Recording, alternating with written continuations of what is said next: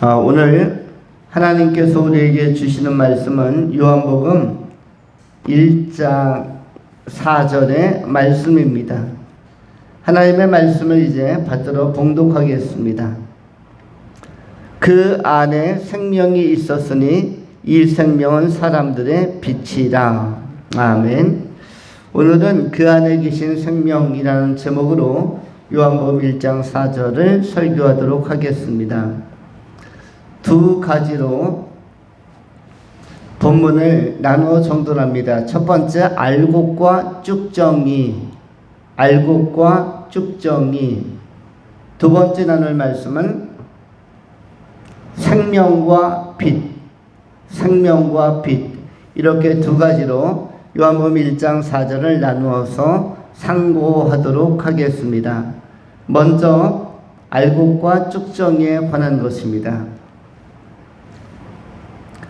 인생이라는 것은, 또 우주라는 것은, 또는 피조물이라는 것은, 또는 피조색이라는 것은 어떻게 보면 겉껍질과 같은 것이며 쭉정이와 같은 것입니다.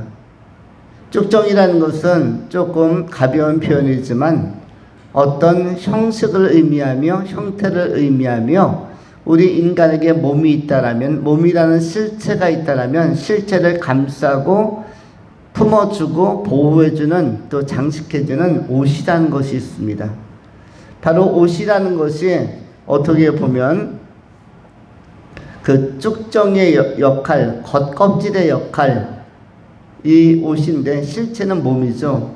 마찬가지로 인생이나 지구나 우주나 피조세계는 전부 다 겉껍질과 같은 것이며 감싸는 옷과 같은 것이며 어떤 내용물을 감싸는 보자기와도 같은 것입니다. 그 보자기 안에 사과나 배가 들을 수도 있고 보자기 안에 떡이나 이런 귀한 것들 또는 어떤 황금이나 돈이나 이런 가치 있는 것이 내용물로 들어갈 수도 있는데 아주 값비싼 이조 백자나 고려 상감청자가 들어갈 수도 있겠고 보자기 안에 유명한 화백이 그린 그림이나 아니면은 그 명필이 쓴 서예 작품이 들어갈 수도 있겠죠. 그런데 그것을 감싸는 보자기가 있는 것이죠. 우리는 보통 칼을 이야기할 때 명검을 이야기하면 칼과 칼집으로 나눕니다. 좋은 칼은 무엇으로 항상 칼날을 보호하냐면 칼집으로 보호를 하죠. 단순히 그냥 어떤 베는 용도로만 쓰는 실용적인 칼은 칼집을 가지고 있지 않습니다. 그래서 대부분 주방에서 쓰는 칼들은 칼집이 없습니다. 그러나 장군이나 장수가 쓰는 그것도 훌륭한 명장이나 대장군이 쓰는 칼은 항상 칼집에 꽂게 되어져 있습니다. 이와 같이 칼집이라는 것은 칼이라는 본질을 품어내고 보호해주는 그런 형식인데 바로 이 형식이 우주요, 지구요, 인생요, 피조세계라면 그 내용은 무엇일까요? 그 내용과 실체는 뭐냐면 바로 내용과 실체는 예수가 내용이며 예수 안에 있는 생명이 내용인 것입니다. 우주의 대주제도 예수이며 인생의 대주제도 예수이며 인생의 핵심과 내용과 가장 보배로운 가치는 바로 예수인 것입니다. 예수가 우리 우주의 주관자이시며 지구의 주관자이시며 그리고 모든 피조물의 왕이시며 머리이시며 핵심인 것입니다. 인생을 산다는 것은 껍질만 붙드는 것이 아니라 껍질만 보고 오는 것이 아니라 껍질만 경험하고 끝나는 것이 아니라 달리 표현하면 어떤 장수가 장군이 칼집만 붙들고 휘두르는 것이 아니라 칼을 뽑아서 칼날을 제대로 점검하고 그것을 예리하게 다듬고 그것으로 나무를 베든 적군을 베든 이 칼날이 실체인 것처럼 마찬가지로 칼집에 연연해서는 안 되는 것입니다. 요한일서 2장 15절에 나오는 그 이후에 나오는 이생의 자랑, 육신의 정욕, 안목의 정욕, 이른바 삶을 살아가면서 경험하는 여러 가지 정욕과 또 인간적인 야망의 목표들이 있습니다. 이런 것들이 전부 다 하나님께로 온 것이 아니요 세상으로부터 왔다라고 요한은 그렇게 명시하고 있는데, 이러한 것들이 뭐냐면 전부 다 껍질에 해당하고, 그리고 이런 것들이 어떻게 보면 이런 것만 붙들면 쭉정이적 인생을 살 수밖에 없기 때문에 이것은 세상적인 것이다, 세상으로부터 왔다라고 그렇게 간주하고 있는 것입니다. 중요한 것은 실체인데, 보자기 안에 들어있는 내용물 아니면 칼집 안에 들어있는 칼, 이런 내용물이 중요한데, 바로 그 내용물, 우주가, 지구가, 피주세계가 감싸고 있는 것은 그 안에 있는 생명인데, 그 생명은 무엇이다? 바로 예수 그리스도 안에 있는 생명이다. 예수 그리스도 자신이 무엇이다? 실체요 내용이고 핵심적인 주체인데, 우리는 이것을 알곡이라고 하는 것입니다. 마태복음에도 알곡과 쭉정이의 비유가 있습니다. 알곡 신앙이 있습니다. 이것은 뭐냐면 예수를 인생의 전부로, 길이요 진리요 생명 되신 예수를 삶의 핵심가치, 삶의 절대정신, 삶의 절대가치로 인식하고 이해하고 붙들고 집중해 가는 삶, 예수 중심적 삶, 예수를 닮기 위한 삶, 예수를 배우기 위한 삶, 예수를 전하기 위한 삶, 예수와 소통하기 위한 삶, 예수와 교제하기 위한 삶, 이런 것은 전부 다 알곡에 해당하는 것입니다. 그러나 신앙생활을 하더라도 예수와 상관없는 신앙의 행위적인 측면, 또 신앙의 비본질적인 측면에 매몰되거나 집착하면 그것 또한 쭉정이만 붙드는, 그야말로 살았다고는 하나 실상은 죽어가는 그러한 신앙의 유형에 불과할 것입니다. 또한 우리가 조심할 것 가운데 유사종교가 있다고 하였죠. 하나님 믿는다고 하는 수많은 종교, 그리고 예수 이름을 내세우는 많은 종교가 있지만은 거기에는 적그리스도의 영으로 가득한 이단 종파들이 너무나 많이 있어서 세상에 참다운 생명의 빛이 아니라 혼미한 빛들로 작용하는 경우가 많이 있다 하였습니다. 그 가운데에서는 몰몬교도 있고 구원파도 있고 하나님의 교회도 있고, 그 다음에 그 이후에 여호와의 증인도 있고 안식일교도 있고, 상당히 많은 그 이외에도 너무나 많은 신천지도 있고, 저 만민중앙교회처럼 정말로 이단들도 있고, 허다한 무리에, 심지어는 저희가 아베 마리아라는 그 이름을 가지고 캐톨릭에서 빗나간, 예수로부터 빗나간, 그리고 신비주의와 환상주의에 빠진 구원이라는 측면에 있어서 상당히 어렵게 하는 그러한 잘못된 가르침들, 디모데전서 4장 1절로 2절에 나오는 마지막 때에는 사람들의 귀가 가려워서 귀신들의 가르침을 쫓는다, 교훈을 쫓는다. 그리고 정말로 하나님의 말씀을 제대로 배우고 믿지 아니하고 말씀을 떠나 귀신의 교훈을 쫓는 자들, 가르침을 쫓는 자들이 많아진다고 하는데, 바로 그런 것들이 이단으로 나타나는 것을 우리가 이 시대에도 확인할 수가 있습니다. 이런 것들은 전부 다 쭉정이인 것이죠. 길이요 진리요 생명이시며 부활이신 예수를 제대로 만나지 않고 예수 중심적인 삶, 예수와 교통하고 교제하고 소통하고 사귐을 갖지 않는 모든 신앙은 빗나간 신앙, 여러분 빗나간 신앙을 갖다 뭐라고 하죠? 쉽게 표현하면 죄라고 하는 것입니다. 우리가 하말티아 내지는 히말티아라고 하는 그 죄라는 단어의 본래적 의미는 뭐죠? 목표로부터 빗나가다, 관역으로부터 빗나가다. 하나님께서 우리에게 신앙생활을 하게 한 것은 그렇게 빗나간 신앙, 빗나간 인생을 살도록 우리를 부르신 것이 아닙니다. 그럼 제대로 된 신앙은 무엇인가? 예수 중심적 신앙, 예수에게 모든 초점과 포커스를 다 맞추고 예수를 닮기에 힘쓰고 예수를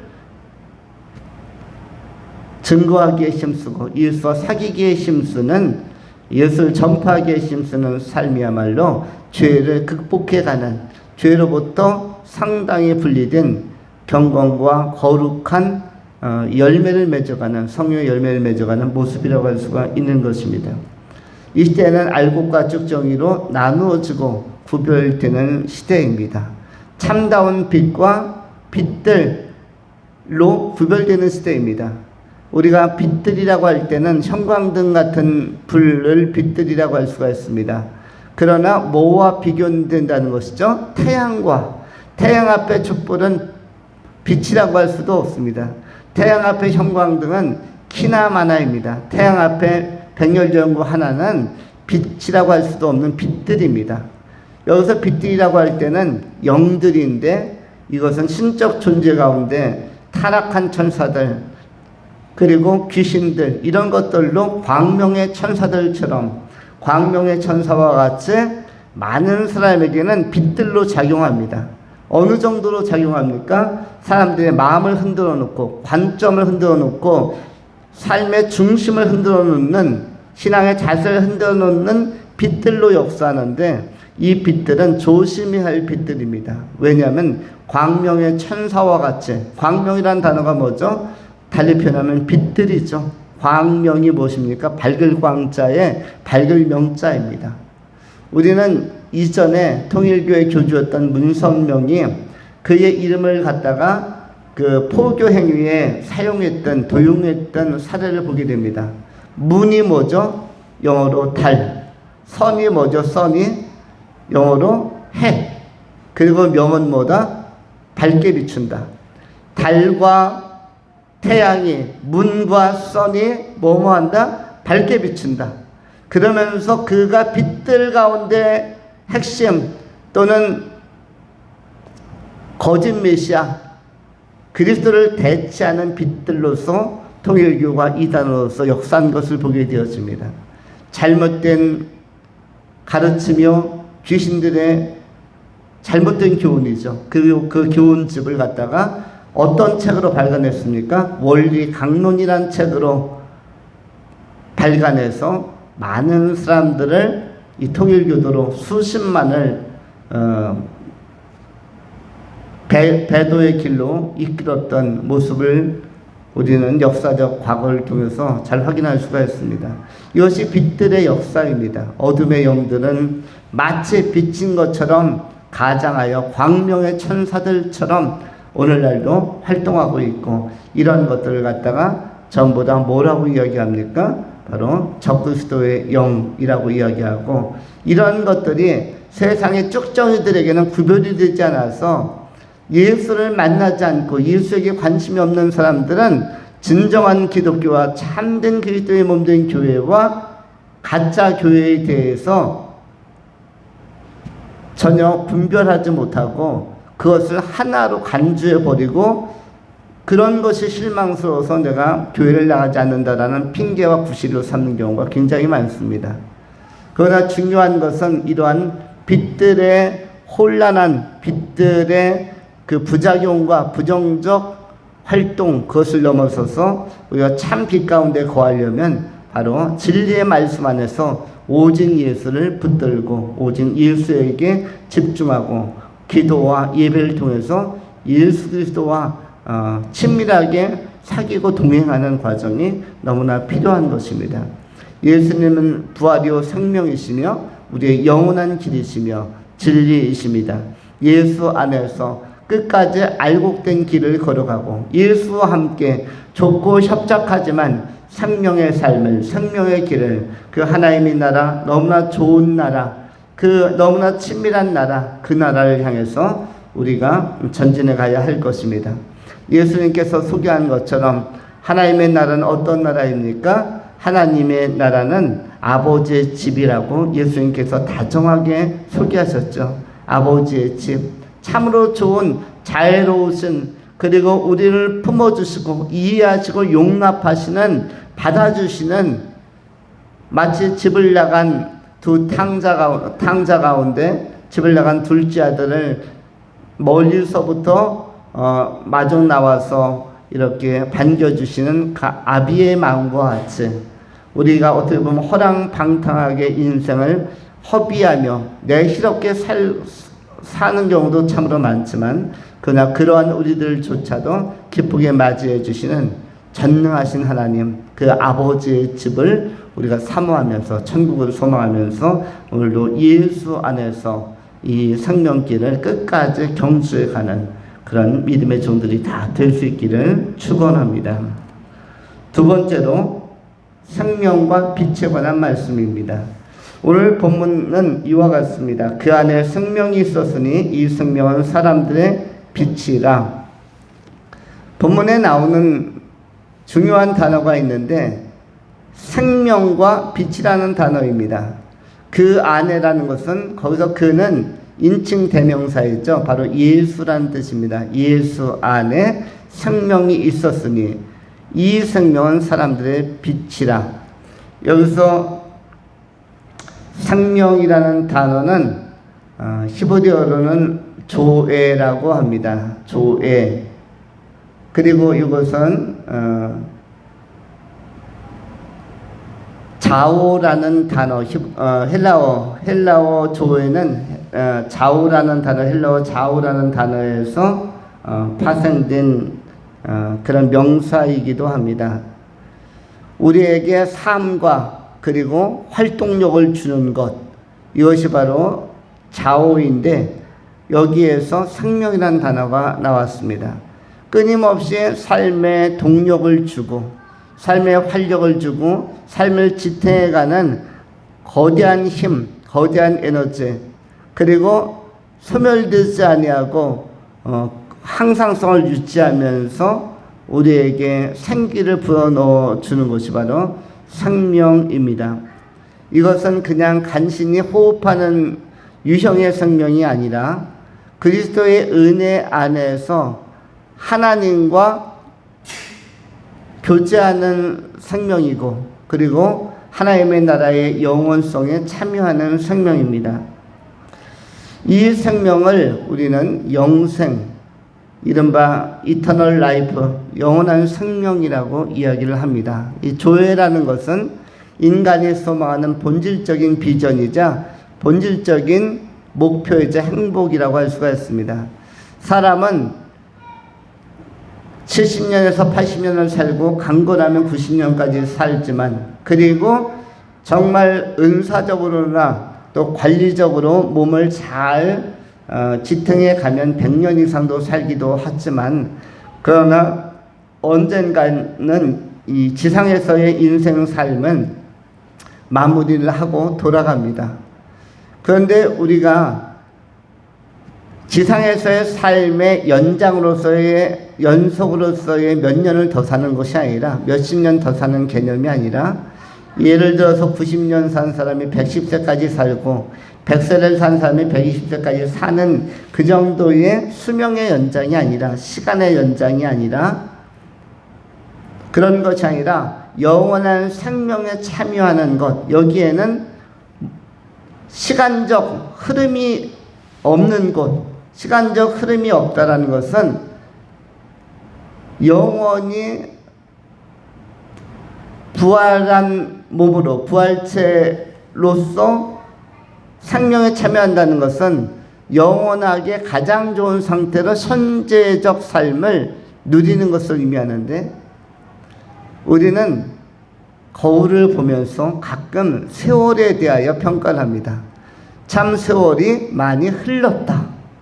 나도 나이가 이젠 좀 먹은 모양이다.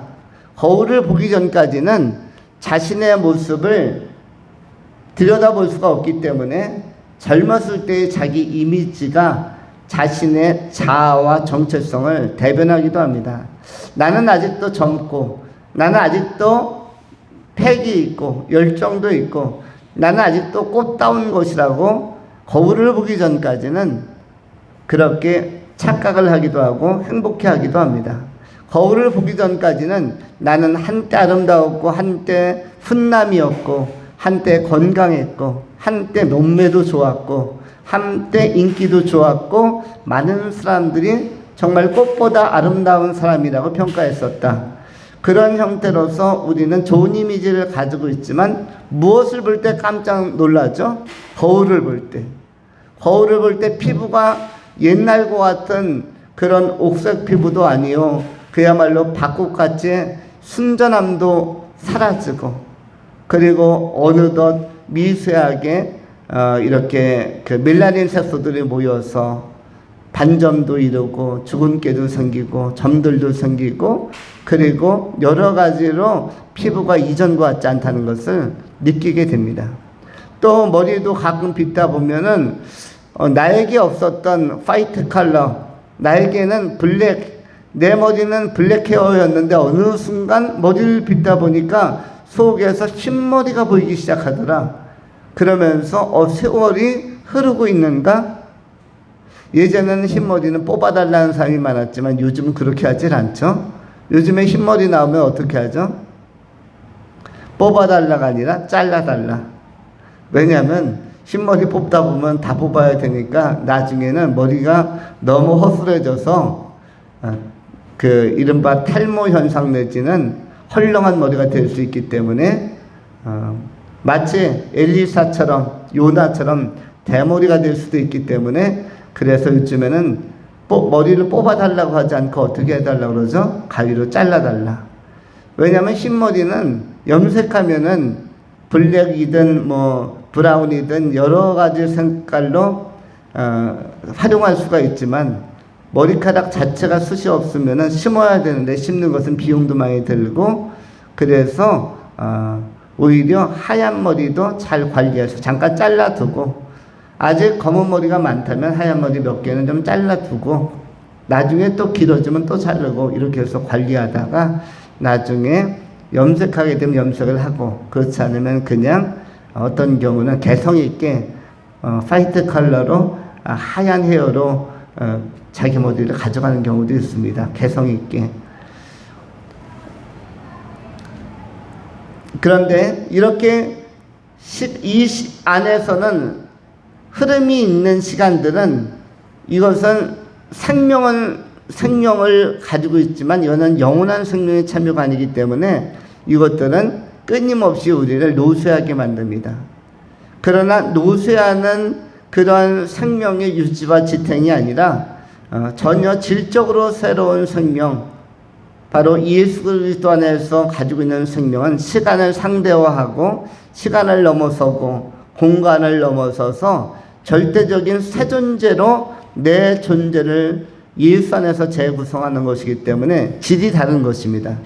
쉽게 표현하면 천사의 몸과 같은, 천사의 상태와 같은 상태 이상의 상태로 부활체를 던지면 내 몸의 상태가 너무 좋아지는 것.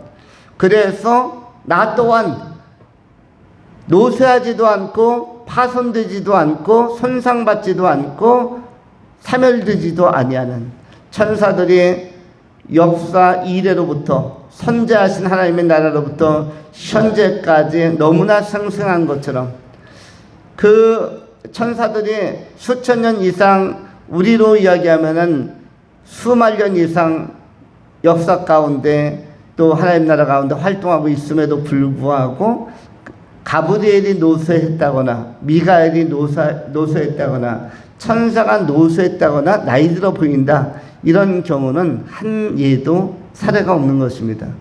그들은 이전이나 현재나 7,000년 전에도 만년 전에도 또는 수십억 년 전에도 수백억 년 전에도 우리 인간의 시간으로 이야기한다면 여전히 건강하고 여전히 젊고 여전히 질적으로 굉장히 완성도 높은, 시간의 영향을 받지 않는 온전함과 온전성을 항상 유지하고 있는 것입니다.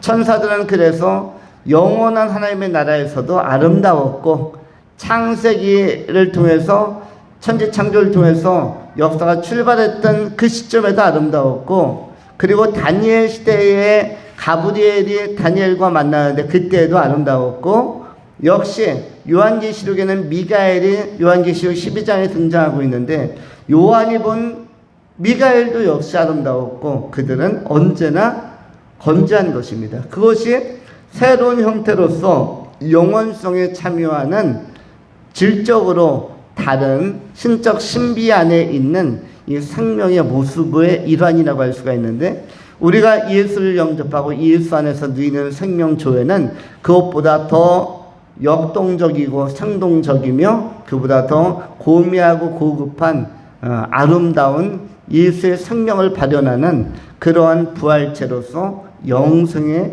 참여하게 되는 것입니다.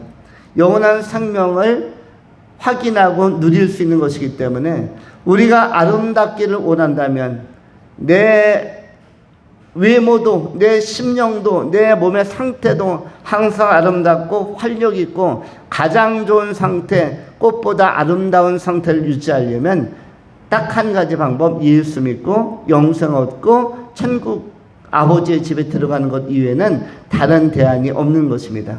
정말로 우리 자신을 아끼는 자기 자신을 정말로 아끼고 자기 자신이 곱다고 생각하는 사람, 또 고와지고 아름다워지고 멋있어지길 바라는 사람은 예외 없이 유일한 길, 그 영원한 생명에 참여하는 유일한 길은 예수 영접하고 아버지의 집 천국에 들어가는 것이 자기를 가장 영화롭게 복되게 아름답게 유지하고 보존하는 지혜라는 사실을 우리가 기억해야 할 것입니다.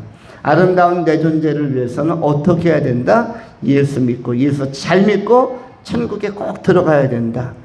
이것이 자기를 아끼는 모든 이들이 해야 할 아주 가장 중요한 일이며 급선무인 것입니다. 자기를 정말 아낀다면, 아름다운 자기, 멋있는 자기, 건강한 자기를 정말 아낀다면, 소중히 여긴다면 예수 믿고 천국에 가는 것, 이것이 영생에 참여하는 것, 생명에 참여하는 것, 조회의 풍성에 참여하는 것, 이것이 가장 바람직하고 유일무이한 길이라는 사실을 우리가 꼭 기억해야 할 것입니다. 또 한 가지 요소가 생명과 더불어서 어떤 것이 있죠? 바로 빛이라는 것입니다. 빛, 이것은 헬라어로 포스라는 것이죠. 포스. 우리가 보통 포스가 있다 하면은 후광이 빛이다, 빛난다, 이게 포스입니다. 포스. 헬라어로 포스. 이것은 파워라는 단어에서 동사에서 파생한 것인데, 이것은 비추이다, 밝게 드러내다, 밝게 비추다, 이런 것들이 바로 파워로부터 파생한 포스라는 것입니다. 이 빛은 감출 수 없는 빛을 의미합니다. 이것은 무엇조차도 상대화시키냐면 태양도 상대화시키는 빛. 우리는 조금 전에 형광등이나 전구가 태양 앞에서는 상대화된다고 하였는데, 그렇게 태양 앞에서 상대화되는 전등과 같이 태양이 이번에는 무엇에 의하여 상대화되는가? 절대적인 빛에 의해서, 참 빛에 의해서는 상대화되는 것입니다. 태양도 태양보다 1000배나 10,000배나 밝은 어떤 행성이나 어떤 항성이라 할지라도 우주에 그것보다 더 밝은 어떤 노바, 슈퍼노바, 신성이나 초신성, 갓 태어나고 얼마 안 되는 그야말로 엄청나게 밝은 그러한 별들이라 할지라도 모 앞에서는, 참빛 대신 예수 그리스도 앞에서는 뭐에 불과하다? 상대화되어서 태양 앞에 전구와 같이 그 의미 없는 빛이 되고 마는 것입니다. 그래서 요한계시록 21장에는 천국에는, 이 아버지의 집에는 아주 특별한 것이 하나 나타나는데, 어떠한 것이 특별합니까? 아버지의 집에는 있을 것이 다 있는데 없는 것이 하나 있죠. 없는 것이 무엇입니까? 그 없는 것이 바로 거기에는 밤이 없고, 그리고 거기에는 태양이 없습니다. 요한계시록 21장 23절은 이렇게 기록을 합니다. 그 성은 해나 달의 비침이 쓸데없으니 이는 하나님의 영광이 비치고 어린 양이 그 등불이 되심이니라. 만국이 그 빛 가운데로 다니고 땅의 왕들이 자기 영광을 가지고 그 위로 들어가리라. 낮에 성문들을 도무지 닫지 아니하리니 거기에는 밤이 없음이니라. 이와 같이 그 성은 해와 달의 비침이 쓸데가 없다. 아버지의 집, 하나님의 집, 하나님의 나라, 천국, 새 예루살렘 도성은 뭐가 쓸데가 없다? 해와 달의 비침이 쓸데가 없다. 해와 달도 뭐가 된다는 거죠? 상대화가 된다는 것이에요. 지상에서는 우리 인간의 삶의 생존을 위해서 태양은 절대적인 위상을 차지하고 절대적인 위치를 차지합니다. 그리고 모든 다른 빛들을 상대화시키죠. 모든 촛불, 그리고 등잔불, 형광등, 이른바 밝다고 하는 LED, 모든 것들을 상대화시켜서 오히려 태양 앞에서는 의미가 없는, 그리고 오히려 어둠에 가까운 것이 빛들입니다. 상대화된 빛들. 그런데 그러한 해와 달조차도 모 앞에서는 참 빛 대신 예수 그리스도 하나님의 나라의 본원적인 빛 앞에서는 바로 상대화되어서 쓸데가 없다라고 기록을 하는 것입니다. 해와 달의 비침이 쓸데없으니 무엇이 영광, 어떤 영광이 비치기 때문에 어린 양 예수의 영광, 하나님의 영광이 비치고, 그리고 어린 양이 그 등불이 되어서 환하게 비추어 주기 때문에 하나님의 나라에는 해와 달이 없다, 쓸데없다, 쓸모없다라고 그것의 상대화 내지는 그것의 존재 무상태를 오늘 우리에게 시사해주고 알려주고 있습니다. 여기에서 우리는 참빛 대신 예수 그리스도, 빛의 본질과 빛의 근원이 되신, 원천이 되신 그런 우리 주님의 영광에 대해서 우리가 확인하게 됩니다. 요한일서 1장 7절의 성경은 이렇게 말씀합니다. 5절부터 7절을 읽으면 다음과 같습니다. 우리가 그에게서 듣고 너희에게 전하는 소식은 이것이니 곧 하나님은 빛이시니라. 그에게는 어둠이 조금도 없으시다는 것이니라.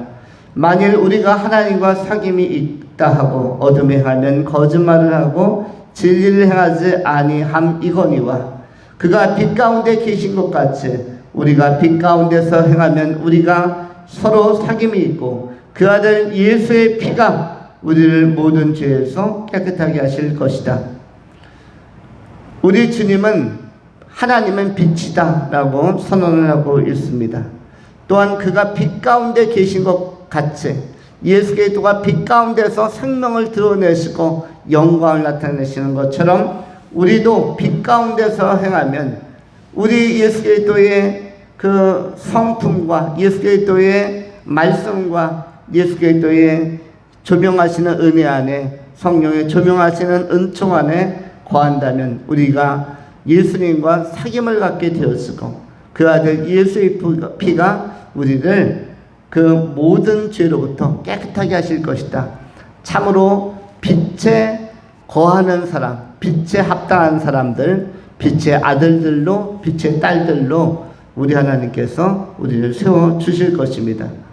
우리 주님께서는 이러한 삶에 대해서 일어나라, 빛을 발하라, 또 너희는 세상의 빛이라, 빛에 대해서 강조해 주셨습니다.